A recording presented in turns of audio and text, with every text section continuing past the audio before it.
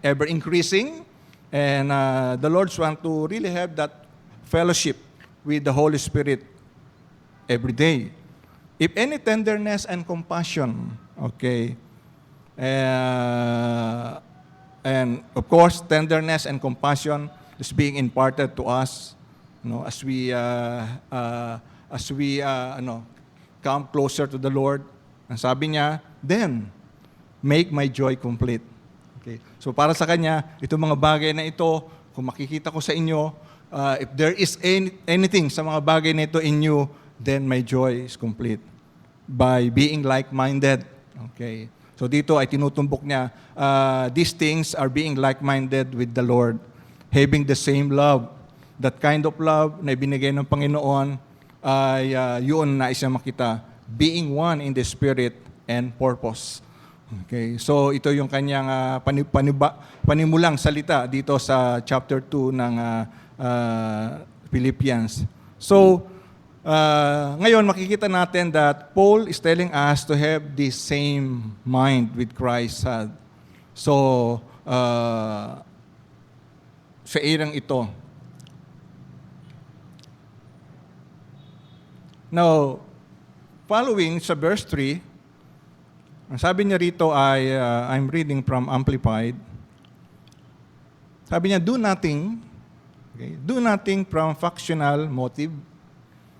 Ibig sabihin ng factional motives ay may contention, may strife, there's selfishness, na kung saan ang lahat ng ito, it will end yung unworthy, walang kabuluhan. So sabi niya, do nothing.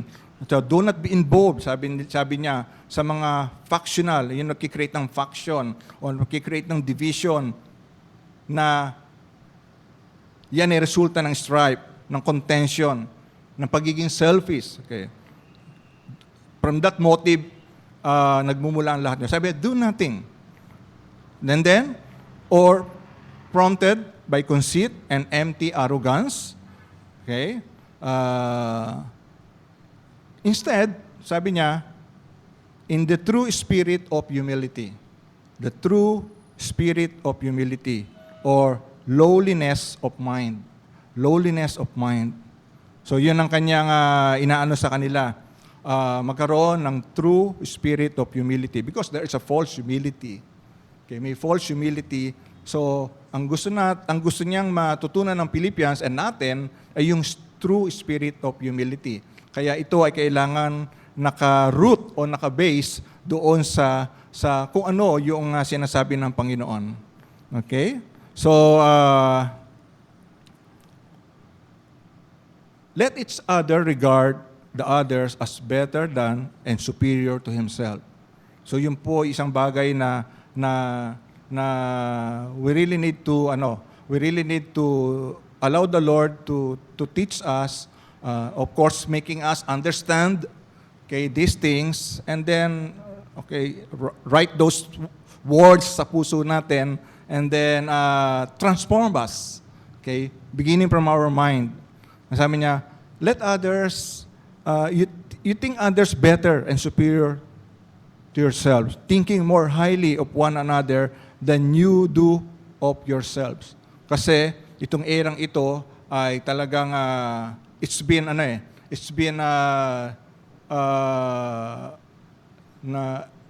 nadungisan when man fall to sin. When man fall into sin, itong erang ito ay nabaligtad sa buhay ng tao. So, but this is the Lord wants. Ito yung maging attitude ng bawat isa na may mas mataas ang pagpapahalaga sa iba kaysa sa sarili. Thinking more highly of one another than you do of yourselves. Okay. Dahil nga because of man fall into sin, and because of that, sin entered into the life of man. Okay, and that includes everything. Lahat na ng sangkap. And one of those things is pride. At walang exempted sa atin. Lahat tayo ay being tormented by this. And I believe na lahat naman tayo are crying to God, Lord, I want to get rid of this, Get rid. Actually, meron na tayong idea gaano kahirap talaga alisin to sa buhay natin. Because even in the life of the Israelites, it represents the Jebusites. Okay? Na naninirahan sa Zion, ganoon. At yun ang kanilang huling na-conquer. Ganoon. Yun ang pinakamatindi na kanilang Kaya meron na tayong idea na talagang sa erang ito sa buhay natin, ay we really need to really cry out sa Panginoon na nabaguhin, na alisin sa atin. Okay? Kasi alam natin that every now and then, it arises. Okay? No? Pag nakante, it arises. Okay? And Lord, wala kami may tatago sa iyo. Okay? You know, no? From our hearts na there is sometimes ganoon. At now, Paul begins this passage on the mind of Christ by speaking of the importance of the need for humility. So dito ay nakita natin na ang isang bagay na mind ng Panginoon na nais niyang ma-impart sa atin is in the area of humility. Now, humility is the key to every fresh blessing from the Lord. Ito raw ay susi sa mga blessing, mga fresh blessing natin mula sa Panginoon. Kasi malinaw na sinabi na kanino na niya pino-pour out yung kanyang grace to those who are humble. Okay. For God pours out His grace upon the humble. So, susi ito for us to receive fresh blessing from the Lord. Paul tells us that we should not do anything out of strife or through vain conceit, or in other words, empty glorying. In lowliness of mind, we should esteem others better than ourselves. Okay. Pride will cause us to think we are better than others. But humility of mind will enable us to prefer one another before ourselves. So, the Lord, we ask you that you really work this thing sa buhay namin. So, may the Lord really bring it very deep sa buhay natin na learn. Lord, turuan mo ko na papaano ko talagang laging titingnan ang iba na it's better than me. Okay? Matututunan naman po natin yan eh. Okay? The Lord will teach us. The Lord will teach us. Okay? So, as He continually work out sa buhay natin. In fact, sinabi ni Pablo when he wrote to the Romans, sabi niya sa Romans 12, verse 10, be kindly affectionate to one another with brotherly love, in honor, giving preference to one another. Okay. So, sa paanong paraan daw? By giving preference to one another, we are being kind, no, and affectionate sa bawat isa. No? Yung bang may mga bagay na ipagparaya na natin. Okay. So, as long as it's not nothing to do with sin, okay, magparaya. Okay. So,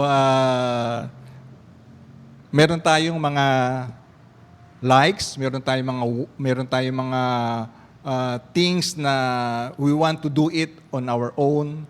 Okay? Yun nga ang beauty ng ating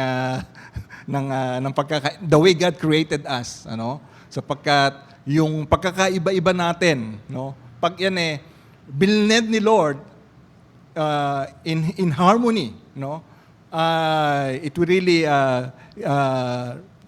it will magpo-produce ito ng isang sweet savor sa Panginoon. Okay. Imagine kung tayo pinagpare-pareho ng Panginoon. Okay. So, that's the way God wants to do sa buhay natin. Now, wala tayong ibang example kundi ang Panginoon. Humility is rooted in 3 aspects of truth. Okay? So, later on pa yon when we go to the Lord Himself. But, tingnan mo po natin that humility is rooted sa tatlong aspeto ng katotohanan. Okay? Na isa to sa hingin natin sa Panginoon na, Lord, bring it deeper. Bring it deeper. Itong tatlong aspect na ito so that I will have the true humility. Una, we are created beings. It's a fact. No? It's a truth na lahat po tayo, we are just created beings. No?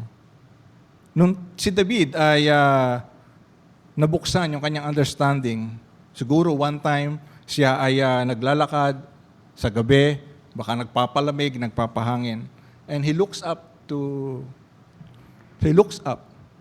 Nakita niya, nabuksan yung kanyang understanding, no? Sabi niya, when I consider, sa Psalms 8, 3-4, when I consider your heavens, okay, so maybe he was looking at the beautiful, a night sky without any clouds, okay, di ba? Sa panahon na yon, even in the province right now, si Ara mahilig mag-stargazing yan pag nasa probinsya. Gusto niya yung open. Mapapawaw yan pag nakakita ng gabi na walang clouds. Okay? So, meron pa yung application na tatapat niya, makikita niya, andun ang mga stars. Ano ba yun, no? Constellation. Application, ha? Okay.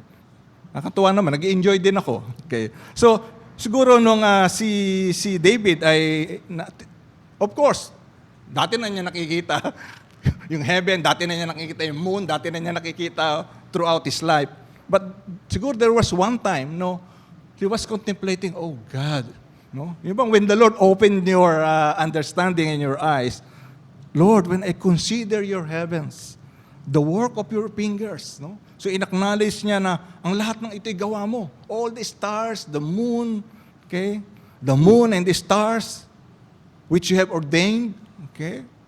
So, siguro ang stars noon ay ang nakikita lang niya yung how bright, yung difference sa kanilang brightness, not knowing na some of them are planets, okay?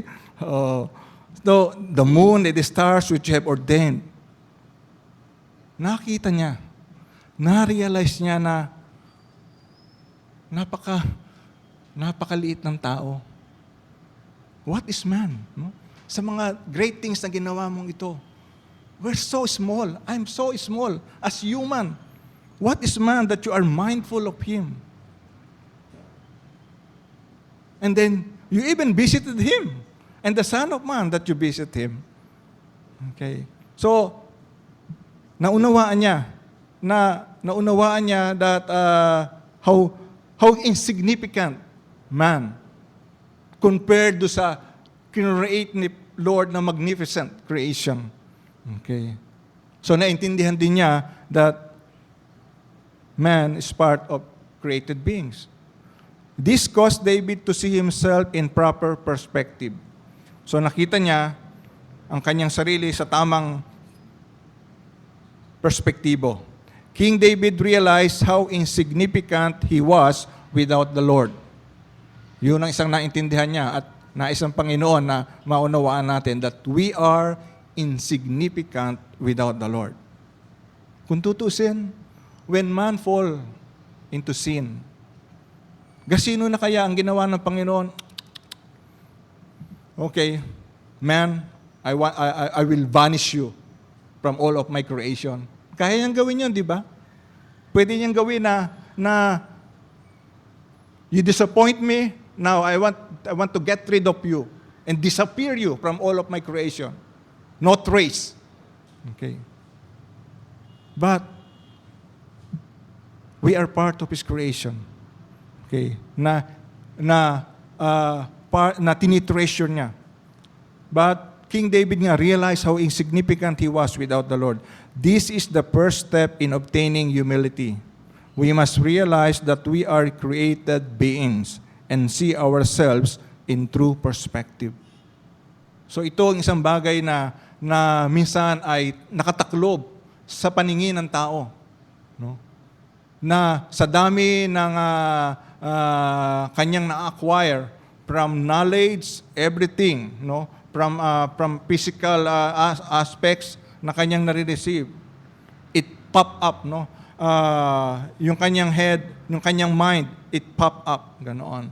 At tinitingnan niya ang kanyang sarili na napakataas. While the truth is, man is insignificant. Okay, without the Lord.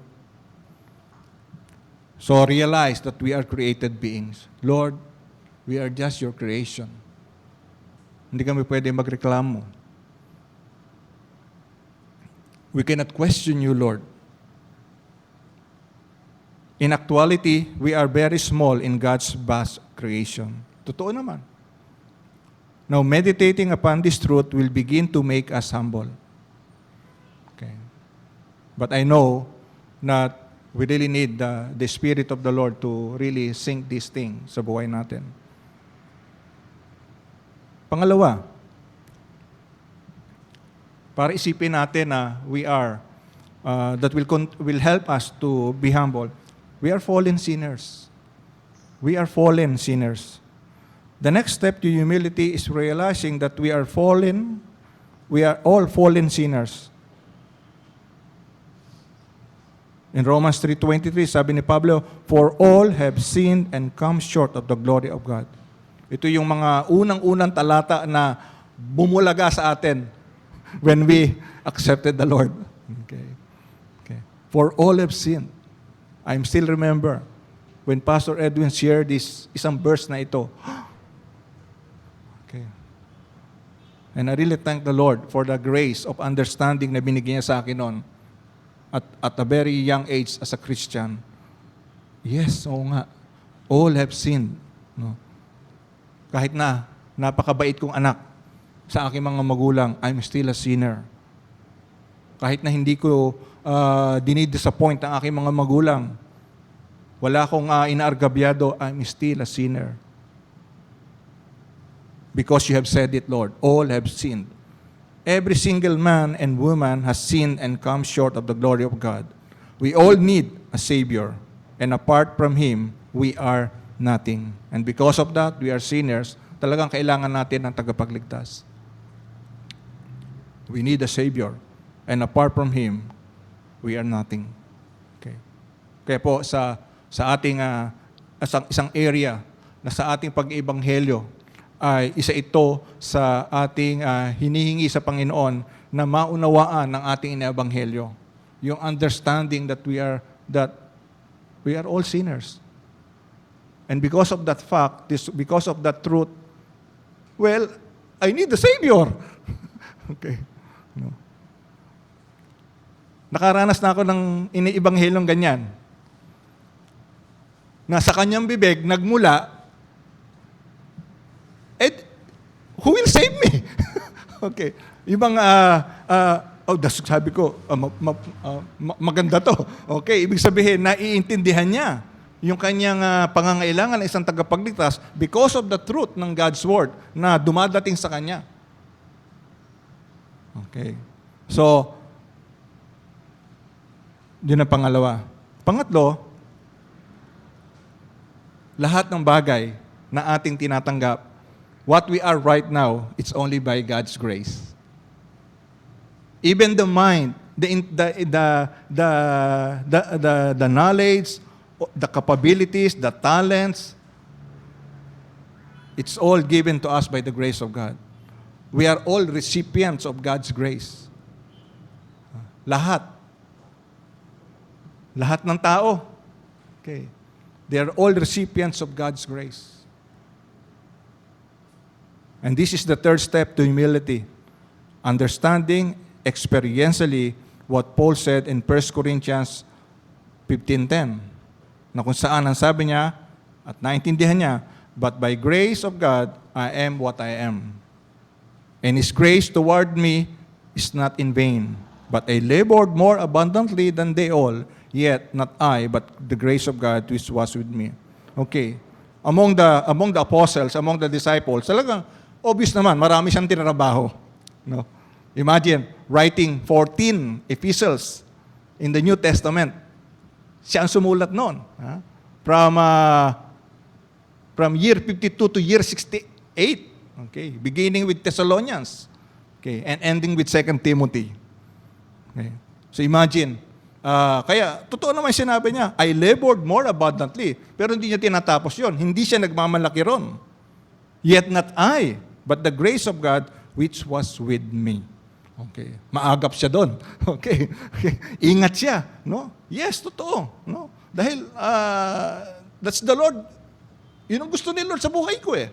Gamitin niya ako ng mas malawak na pangan. Pero lahat ng yon, grace lang ni Lord. Okay. Because the truth is, some of us talagang tinawag ng Panginoon na may just a simple mga simpleng bagay ang ginagawa sa Kingdom of Heaven. But hindi, ang usapan hindi yung simple o how gaano kaliit o gaano kalaki. Hindi yun ang pinag-uusapan. Ang usapan is pagsunod. No? Are we able to accomplish 100%? Kayo yung may talent ng 5, natuwa si Lord nung mag-acquire ng 5. Yung may talent ng 10, natuwa si Lord nung mag-acquire ng 10. Kung percent ng titingnan mo, it's all 100%. Hindi sinabi ni Lord, sorry na lang kahit na naka 5%, kahit na 100% ka, naka 100% to, pero sa kanya ako kikiling kasi 10 talento binigay ko sa kanya eh. But yung commendation ni Lord to both of them is the same. Well done. Okay. So, anuman ang nakikita natin that the Lord wants to do for His kingdom, let's do it faithfully. Okay. Whether it's a simple one o napaka-bagay na malaki. Let's be like Paul. Ano man ito, it's only by God's grace. This must be a deep conviction in our lives. We must not only say it with our lips, but we must be convinced in our minds and hearts that we can do nothing by our own strength. Everything we will ever accomplish and ever become is only because of God's grace. Okay. Kaya, again, na it's really, kung gusto ka na ando doon naman yung point na talagang, Lord, ganito siya, ganun yung kanyang talento, ganun yung kakayahan. Yun kasi pinagkaloob mo sa Kanya. Yun ang grace mo sa Kanya. Let your name be glorified sa buhay niya. Ganoon.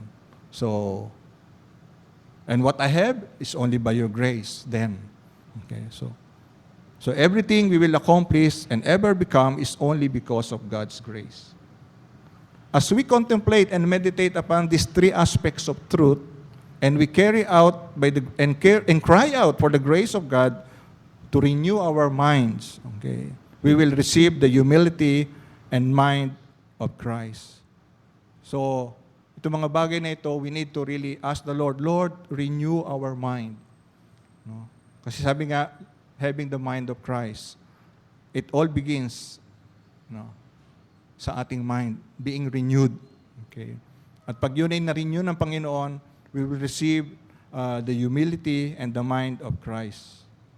In Philippians 2, verse 5 to 11, okay, Paul develops what is known,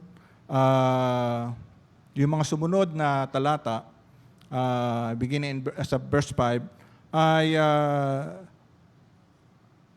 Paul was able to develop that what is known as yung the name in Greek is kenosis. Okay. In other words, it's a self-emptying. Self-emptying. You empty yourself. Emptying of Christ and His subsequent exaltation by the Father. So itong verse 5 to 11, makikita natin yung self-emptying ng Panginoon, which we should follow, should be our example, and then yung kanyang kasunod na exaltation by the Heavenly Father.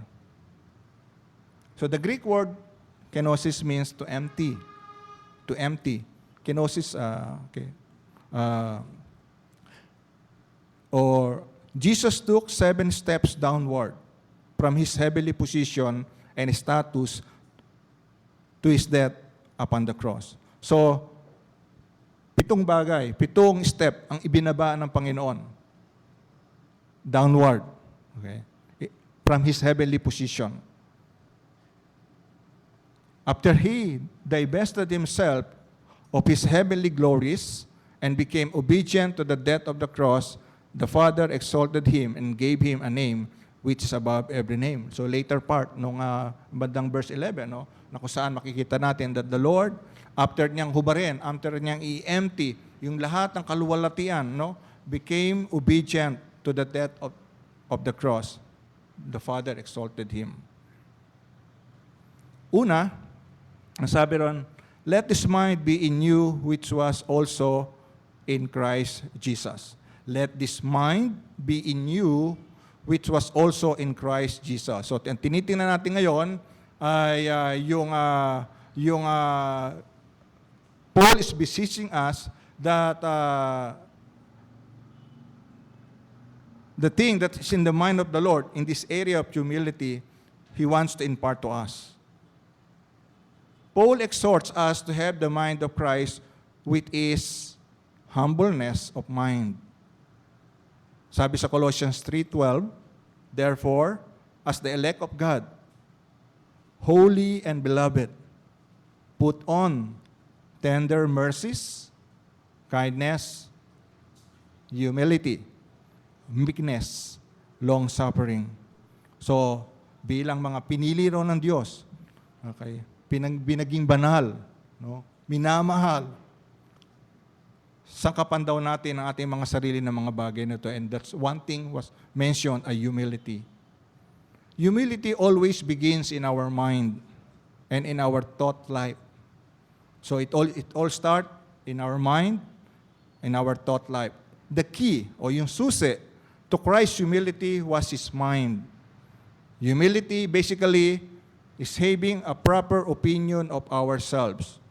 A proper opinion of ourselves. So basically, humility is yung tamang perspektibo natin sa ating sarili ayon sa pananampalataya na ibinigay ng Diyos sa atin.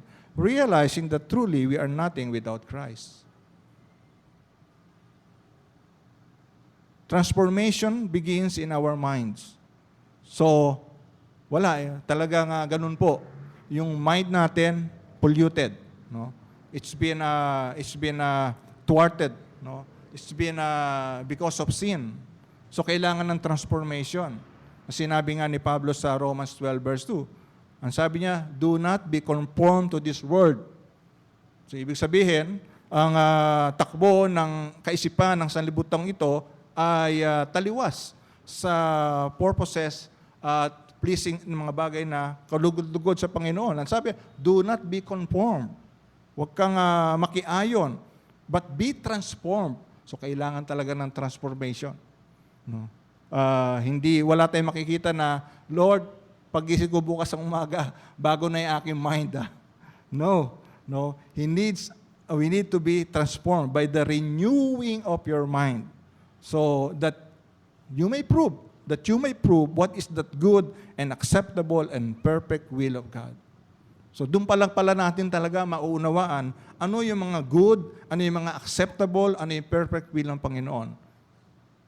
Pagkatapos natin, sabihin if our mind is being renewed, ito nga naman, kung hindi nare-renew ang mind natin, paano mo talaga maintindihan, paano mo malalaman kung ano yung acceptable kay Lord, kung ano yung good sa Kanya, ano yung perfect sa Kanya, ano yung katanggap-tanggap sa Kanya. Unless yung mind natin talaga, magkaroon talaga ng pagbabago. Okay. Na ayon doon sa nais ng Panginoon. Now we will see. Okay. In 2 Corinthians 10:4-5,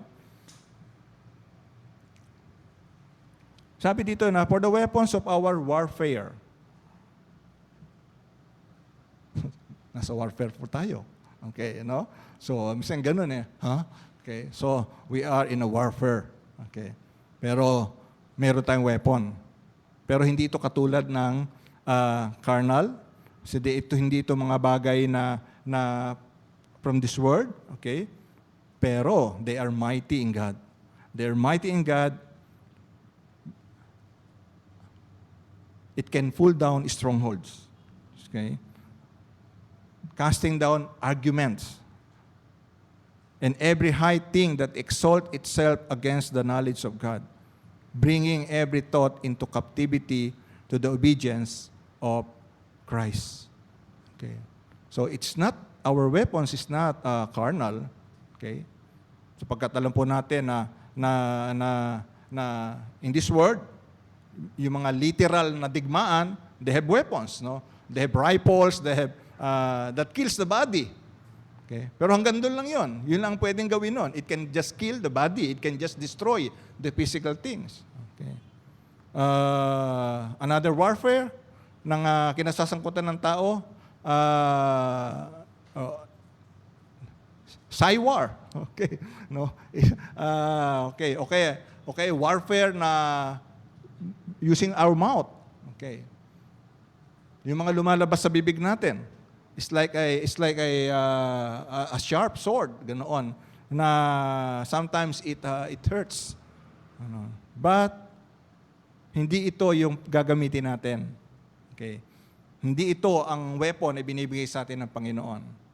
Pero sinasabi ng Panginoon, they are mighty. Mightier than from those weapons in this world. Because even the arguments, even yung pride ng tao, even yung pagmamalaki ng tao, kahit na ikaw ang pinaka-intellectual na tao sa ibabaw ng lupa, it can crush. No? It can be crushed by these weapons, okay, from the Lord. Many of the strongholds of pride and self-life are in the mind. Therefore, in order to be transformed, our minds need to be renewed. Okay. Pride always comes into a person and gets a stronghold in his life when his mind becomes puffed up. Okay. Yun ang isang bagay. Yun ang isang resulta kapag yung mind becomes puffed up. Sinabi ni Pablo sa Colossians, speak of the carnal mind who is puffed up by his fleshly mind. Okay. Dahil nga sa pwedeng ma-acquire, pwedeng ma-receive ng tao. It can pop up at ang tendency noon is for pride to come out. Kaya una na hakbang na ibinaba ng Panginoon was in Philippians 2:6. Who being in the form of God, being in the form of God, did not consider it robbery to be equal with God. So, alam niya ang kanyang kalalagayan. Alam niya kung sino siya. Alam niya ang kanyang posisyon. Being in the form of God. Nung malaman niya ang will ng Lord para sa kanyang buhay, hindi siya nakipag-agawan. Hindi niya ito tinitingnan na parang inaalis sa kanya, no? Yung kanyang pagiging equal with God. Hindi ito para bang ninanakaw sa kanya, pagiging kanyang kagaya ng Diyos. Okay, he submit himself. But he is being in the form of God. Hindi niya kinonsider na parang inaalis sa kanya yung kalalagayan. So the first step downward which Christ took was that he let go of his equality with God. He let it go, no? Of his equality with God. That's the first step. Father, so be it. Okay. Christ was the only begotten Son of the Father. He was supreme in heaven next to the Father. He was the co-creator of the world and man. Imagine. No? He is the firstborn among the creation. Nothing was created na wala siya doon. All things were created through Him. Yun yung kanyang posisyon, no? In Colossians 1:16, for by Him all things were created that are in heaven and that are in earth, visible and invisible, whether thrones or dominions, principalities or powers. All things were created through Him and for Him. Imagine that position. Inaalis sa kanya. Okay. That's the first step. Yet, he was willing to submit to God, the Father, in order to redeem mankind.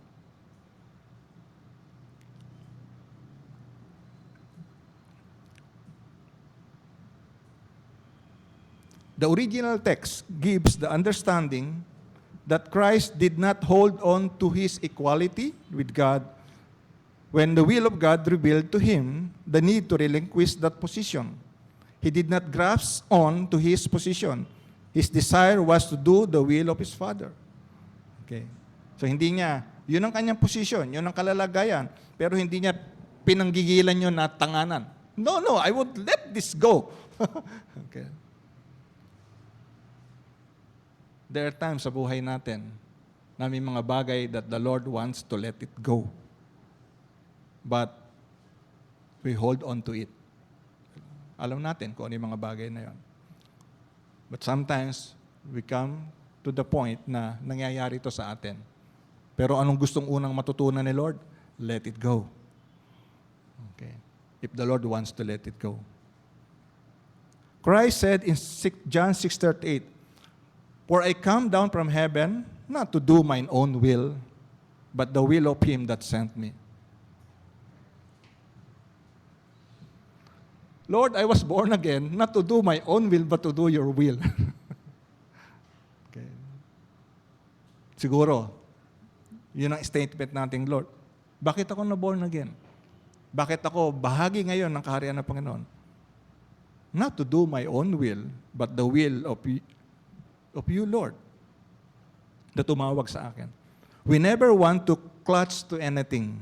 We should always seek to put the will of God first. Pangalawa, na hakbang na kanyang binabaan, He made himself of no reputation. He made himself of no reputation, taking from the form of bondservant and coming in the likeness of men, taking the form of a bondservant, para yung kalalagayan na servant. Okay? Servant, walang reputation being a servant. Likeness of men. Christ made himself of no reputation. So many people zealously try to guard their reputation at any cost. Paano nalang reputasyon ko? Paano nalang reputasyon ko sa komunidad? Okay. Yet Christ, the very Son of God, did not seek a reputation or the praise of man. All that mattered to him was doing the will of his Father. Okay. Hindi siya after sa papuri ng tao. Ang mahalaga sa kanya ay, Lord, pupurihin mo ba ako? Lord, will you be the one who will praise me? Kung hindi, no. I don't want, Lord. So, kasi if we are going to look at the praises of men, baka pagdating ng araw, Lord, will you consider what I have done? Where's my reward? Well, you have received your reward. The praises of men. Ayaw natin nun, di ba? Lord, I don't want those. I don't want, I want your praises. Okay. I want to hear, Lord, well done, good and faithful servant. If we are going to go on with the Lord and know Him in an intimate way, we likewise shall experience a stripping of our reputation. So yun, yun na isang bagay. Let it go. Isang bagay, yung reputation. The Lord will sometimes bring us to the point that He will strip up of our reputation. Paul emptied himself of his reputation. Ano bang reputasyon ni Pablo? He was a Pharisee of the Pharisees. A student of Gamaliel.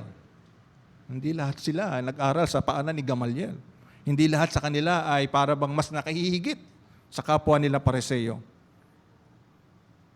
He's one of the up-and-coming teachers of the Jewish faith to become the persecuted witness of Christ. This praise, He made himself of no reputation, literally means, from the Greek, that Christ emptied himself. He laid down all his rights, privileges, and divine prerogatives. The glory he had with his Father before the foundation of the world was veiled while he was upon earth. So yung glory na taglay niya with his Father was veiled no, ay isinantabi, parang ganon, while he was upon earth. Okay. And he was willing. So Christ prayed in John 17 verse 5. Kaya siya nanalangin. Sa puntong ito, before he was about to go to the cross, so alam niya na sa point na yon ay nasusunod niya yung Father, the Heavenly Father. Kaya sabi niya, and now, O Father, glorify thou me with thine own self, with the glory which I had with thee before the world was. Alam niya. Alam niya na yung final hour, yung sabihin yung peak ng purpose ng Panginoon sa kanyang buhay, that is to die on the cross. Okay? So hindi pa yung hindi pa yung he was preaching the word of God, he was healing the sick, he was raising the dead. Hindi pa yun ang peak ng kanyang ng purpose ng Panginoon na gagawin niya. Okay, but the peak ng kanyang gagawin is death on the cross. At nung malapit na mangyari yon, okay, dahil andun siya sa will ng Panginoon, alam niya ang heart ng Panginoon, ng Father. Okay, Lord, now I glorify thou me. Kasi yun naman talagang will ni Lord, that after obedience, that He will be glorified with thine own self, gaya nung una. Pangatlo na binaba sa 7, verse 7, okay, but having himself no reputation, taking the form of a bond servant. Taking the form of a bond servant. The Lord Jesus Christ took upon himself the nature of a servant or bond slave. So, yun ang kalalagayan, yun ang kanyang hinantungan nung siya na dito sa lupa. Okay? A servant. Actually, sinabi niya sa sinulat ni Mark, for even the Son of Man came not to be ministered unto, but to minister and to give His life a ransom for many. So, for the Son of Man, siya yun, ay naparito hindi para paglingkuran, kung hindi maglingkod. At ibigay niya yung kanyang buhay as a ransom to many. Okay, so alam niya yung kanyang purpose. Jesus came not as the King of Kings. Later.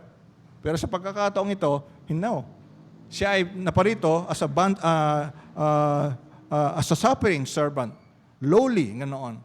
So, hindi siya as King of Kings, but as the servant of all. Ang sabi niya sa sinulat ni Mark 9:35, if any man desire to be first, the same shall be last of all, and servant of all. So, it's all in the issue of a servant, ganoon. And he even demonstrated it, that while they were in the upper room, after the Last Supper, siya naglagay ng tuwalya sa kanyang waist, then naglagay siya ng tubig sa palanggana, poured out water in the basin, at ginawa niya isang bagay na literally ginagawa ng bondservant noong time na yon. He washed their feet. Okay. Para lang maipaunawa niya sa kanila na ako'y naparito, okay, hindi para na sa inaakala nyo, naparito ako to minister, to serve. So this was the position of a servant to wash the feet of others. Okay. Yet Christ did this because He had laid down His right to be the Lord of all this time, so He could be the servant of all. So kung hindi niya nilay down, kung hindi niya nilet go, kung hindi niya inalala yung kanyang reputation, hindi niya magagawa yung paglilingkod na yon. Let us also cry out to have the same servant's heart as our Lord and not demand better conditions or better treatment. Okay.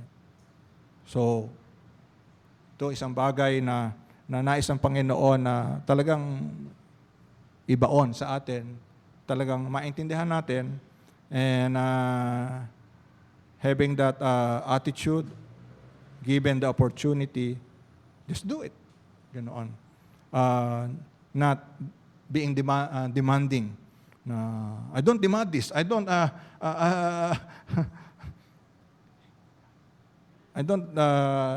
sabihin hindi dapat ako nasa ganitong sitwasyon. Pang-apat, sa verse 7 pa rin, no? And coming into the likeness of men. Coming in the likeness of men. So, and was made in the likeness of men, or being found in the passion as a man. Okay, in the incarnation, sapagkat nung pamunta siya rito, he was incarnated, no? Pero nung siya na parito, he take the likeness of a man. Paano ba pinapanganak ang men? Ang tao is being born. No? So, during his incarnation, the Son of God took upon himself the nature of a man. And Hebrews 2:17 tells us that he was made like us in all things. He was made like us in all things. So, kung baga sa kuwan ay alam natin na yung kalalagayan natin bilang tao, narating ng Panginoon yon. He was able to really come down to our level.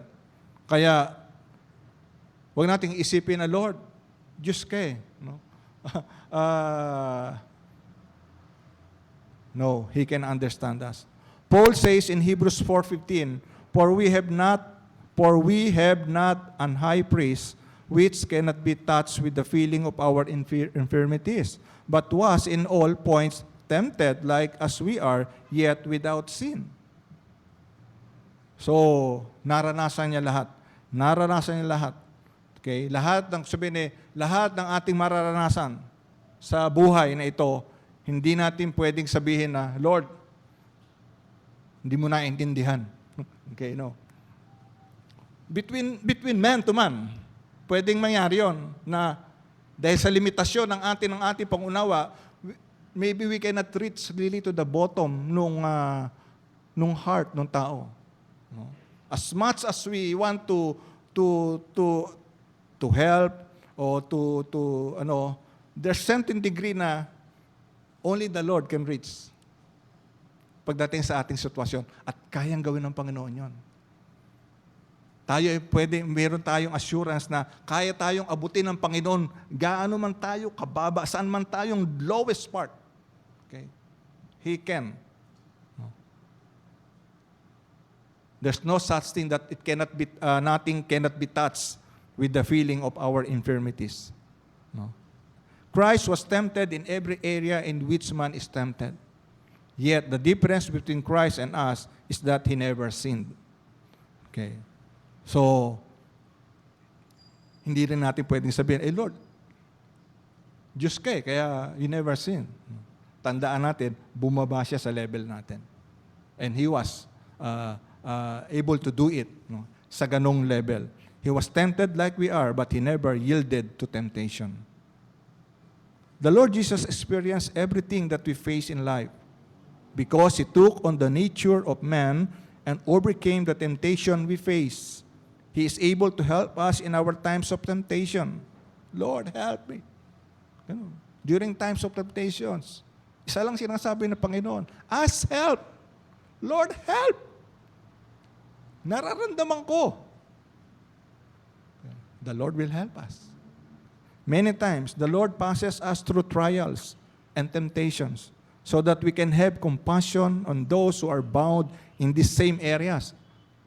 Another aspect. Sometimes the Lord will allow us to experience certain things sa buhay natin. Okay. And then, of course, our attitude should not be, Lord, why? No. Lord, anong purpose mo?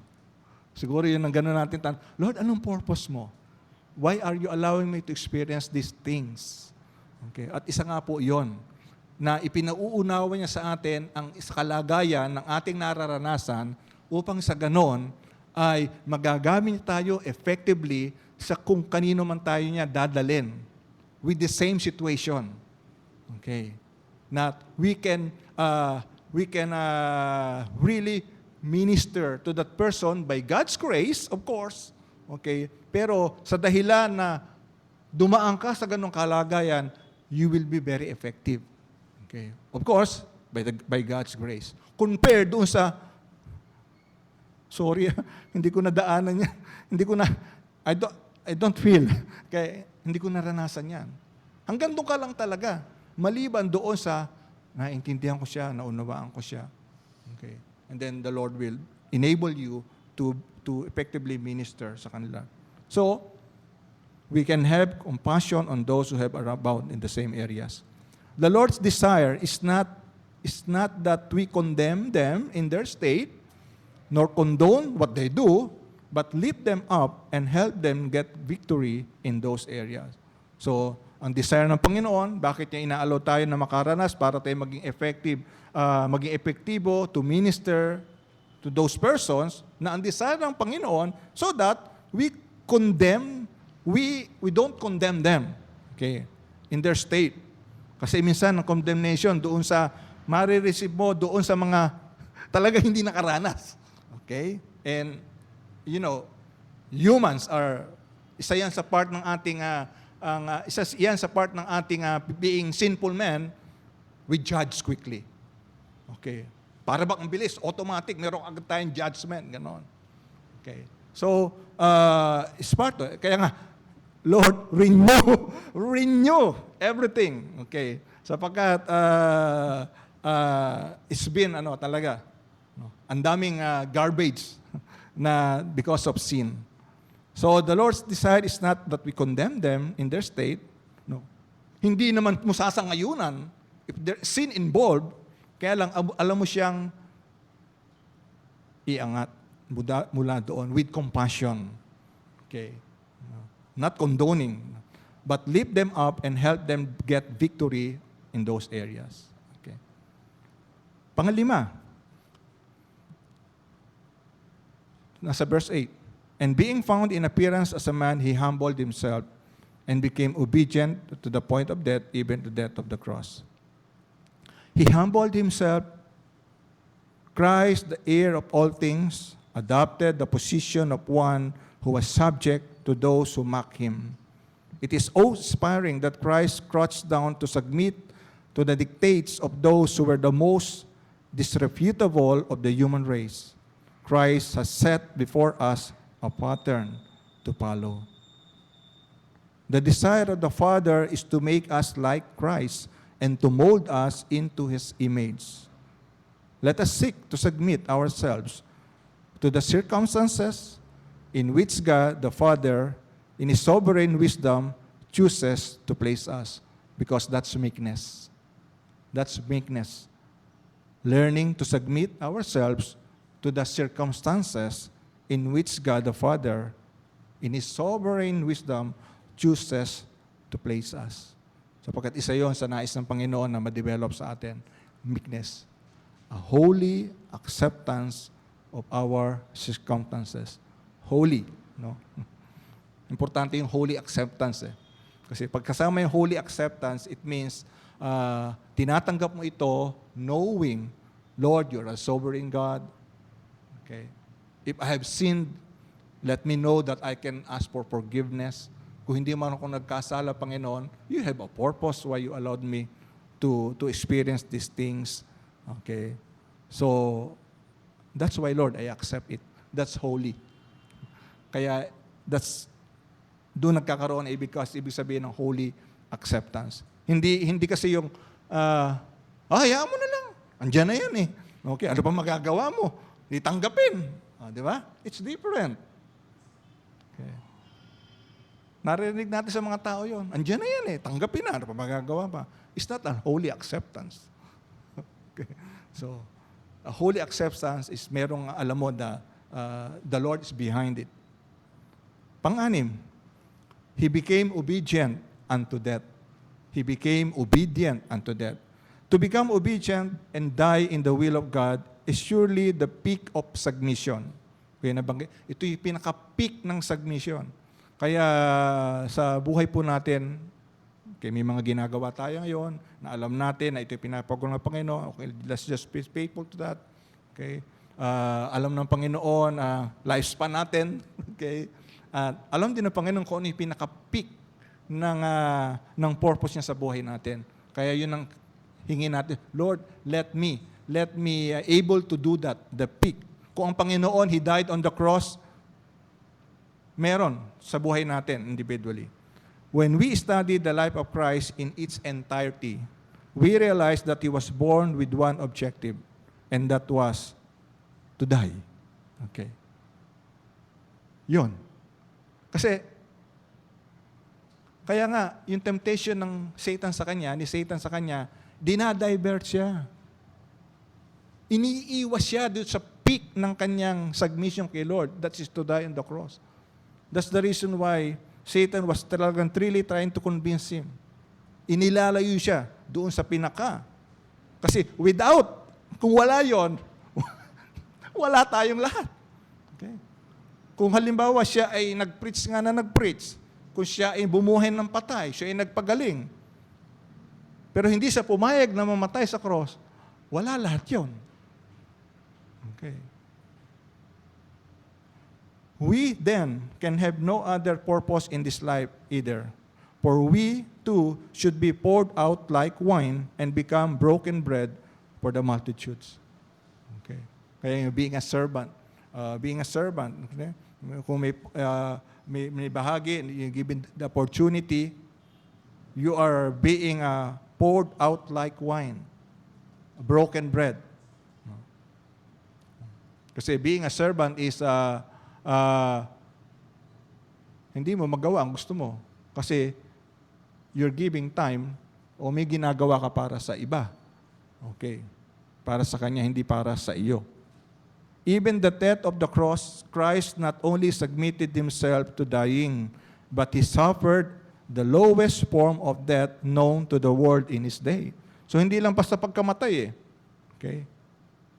Kasi kung sana ay pagkamatay, baka pwede yung nahulog sa bangin, di ba? Muntik na siya ihulog. So, one time, pero naka-escape siya. O pwedeng nasaksak. O ganoon. Patay din naman yun, di ba? Pero hindi. Yung kanyang pagbaba ay pati yung klase ng pagkamatay, He take the lowest form of death nung time na yon. The cross was deemed such an ignominious death that Roman citizen could not be nailed to the cross. A Roman citizen hindi pwedeng hatulan to die on the cross because it's so humiliating. Exempted sila doon. Okay.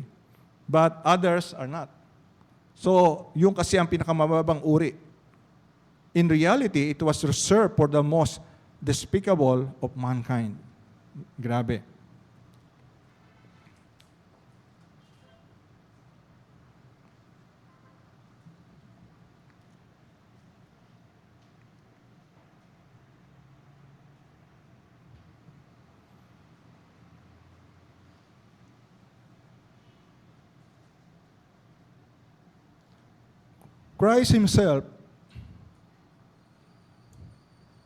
Christ humbled Himself and took these 7 steps downward to the degree na ilan na nasa banggit ko? 6? 7 na. Yung cross, andun na yung cross.